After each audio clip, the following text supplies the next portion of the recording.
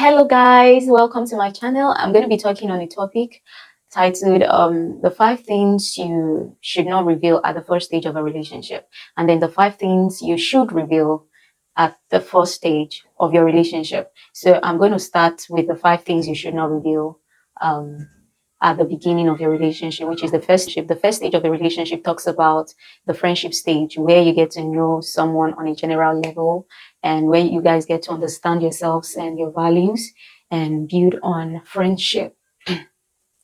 So what are the 5 things you should not reveal at the first stage of your relationship? One, you should not reveal your weaknesses. In as much as you have these weaknesses and you're working on them, it's not an information you should reveal. If they find out about your weaknesses or if they get to see your weaknesses, then it's no problem, all right? But it's not an information you should give out yourself, and it's not something you should also hide from them. They should see it and make judgment for themselves, all right? So you do not reveal your weaknesses at the first stage of a relationship. One of the reasons you shouldn't reveal your weaknesses is because it's a big turn-off. When your partner gets to know some of your weaknesses, it lowers or reduces their attraction towards you. Not necessarily because they don't love you, but because some of the weaknesses they may not have the capacity to handle some of them. All right. And when you reveal these things by yourself too early, of course, there's a time to reveal your weaknesses, but when you reveal them too early, there are chances that your partner will let go and then move on to someone who has something better than they are seeing in you. All right. There's actually a time to reveal these things, but at the first stage, you don't reveal your weaknesses today.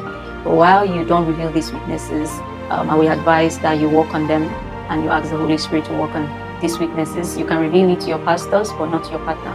All right, not your partner at the early stage of a relationship.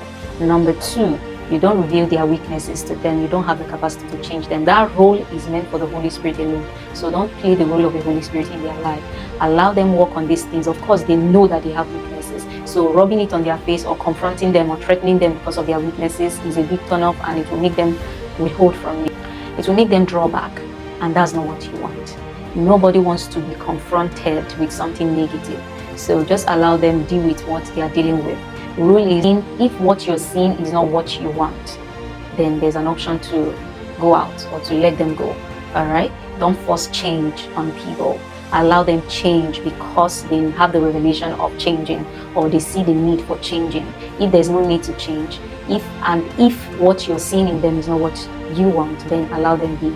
All right? The best thing you can do for them is to pray for them and allow the Holy Spirit do the change at His time, and allow them to be open for the Holy Spirit to effect the changes in them.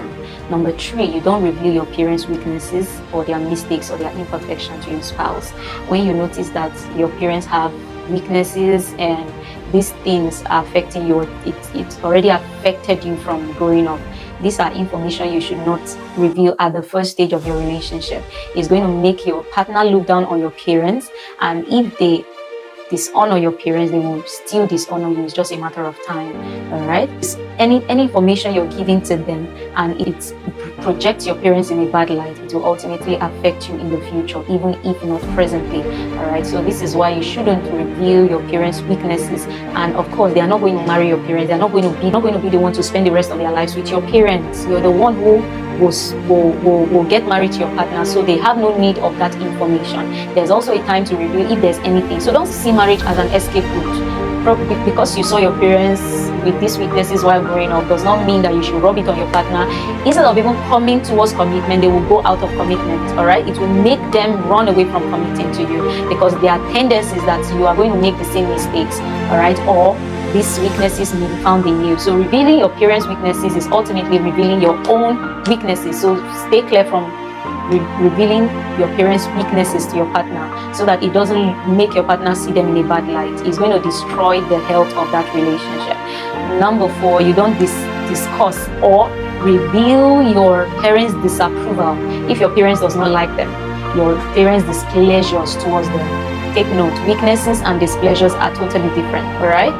If your parents have said something bitter about your partner, you don't reveal these things to your partner at the early stage. In fact, if possible, not at all, so that they don't start becoming weary of your parents or start taking a defensive mode around them. it will affect the health of the relationship. From your parents' side and from their side, the best thing to do is to speak good to your partner about your partner, all right? Vice versa. You speak good about your partner to your parents and speak good about your parents to your partner.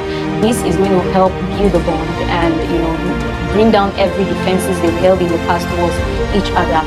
So revealing your parents' disapproval of them is you putting a bullet on your head, all right? You're going to be the one who is going to lose. So this is even one of the reasons why I took out this time to, make this voice note, because it's in response to one of the questions that was asked in my group, in my community. Someone asked about what should she do. She told her partner about her parents' disapproval, and then he got tired and decided to quit. Of course, that is the response any normal person would, because not everybody have the strength to fight that battle against your parents. You know that, right? Not everybody have that strength to stand against your parents because of love. So most people would rather want to give up the fight than engage in that fight. So the best thing is not to let your partner know any negative thing they have said. If your parents said, oh, this lady, I don't like her, this guy, I don't like, what you should do is just to look for ways to work on these things. Look for ways to help your partner work on these things rather than confront them with these things. All right, you can get them a book, you can take them to places where they can hear edifying words that would bring them that growth and that change that you desire.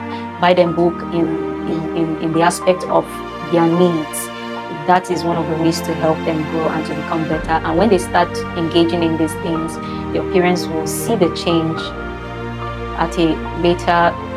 You're going to see these changes and then hopefully have a change of mind towards your partner.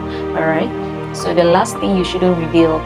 Before I go on to the last thing, please, I need you to subscribe to my channel. If you haven't subscribed, please subscribe to this channel. Put a like, give me a thumbs up, and you can share this. Then lastly, please turn on your notification button so that you can receive more edifying messages from me. One of the reasons I had to do this is because of the damages coming from relationships. People are getting broken every day. Marriages are also getting broken. So it's quite alarming. So this is one of the reasons we had to put this up, so that we can bring scriptural principles to help people, come out of their pain and make informed decision towards their life and the life of their children. All right. So the last point I'm going to talk about is for people the last point you shouldn't reveal, the fifth point, the last but not the least. You should not reveal your past mistakes, especially if they are terrible past mistakes. Don't reveal that. All right. Now, this is one of the mistakes people are making, especially ladies. People are making these mistakes everywhere. And then they keep asking, why is my relationship not working? It's because we're too quick to talk. We're too quick to reveal some certain things about yourself. Not because you are going to stay there or remain in that past, but come to think of it, the relationship isn't built on your past. It's built because of the future you guys see together. So anyone pressurizing you into revealing your past does not love you. That person may be looking for something else.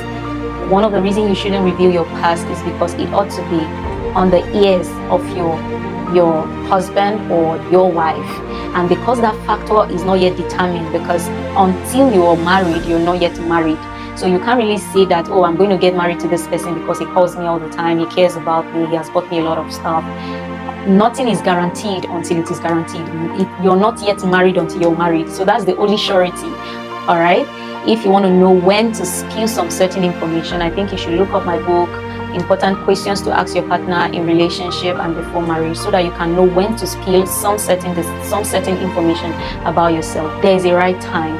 When you spill that information about your past too early, the chances of you losing that relationship is 99%. Trust me. Some people who give birth out of wedlock, they just want to be too loyal. Some people, women, of course, we have this emotional, thing with us. You just want to be too committed, too built up. The only person you should be that committed to, I didn't say you shouldn't be committed at all. You should be that committed, 100% committed to, is your husband, your spouse in marriage. So before marriage, there's nothing that is guaranteed until it is guaranteed. So this piece of information you're lending to these people, when the relationship comes crashing down, it means that they are going to be going with a piece of you, and that even makes the situation worse. And these people who are going to who left your life, they have close friends that they might reveal these things to, and that close friends also have close friends that reveal, and those closer friends and close friends, they also have their own close or best friends. So the piece of you will keep going round and round, and then you notice, you'll just be wondering why people not committing is because of something you said wrong. So if you want to be on a safer side, please go look up my book and know the questions to ask at the right time, the questions to ask at the beginning season, and the ones to ask when it is certain. You are the one to determine when it is certain. And when you read my book, you will understand and know, you will figure out when it is certain. All right? So we are going to be going to the next part of this message, which is 5 things you should reveal at the first stage of your relationship. I believe this has blessed you, right? So if you haven't subscribed, please subscribe to the channel, give me a thumbs up, and then put on your notification button, let it be on, put it on, and then so that you can get more messages from me, so that we can reach out to more people and bless lives and help them make informed decisions. I believe you like that, right? Thank you.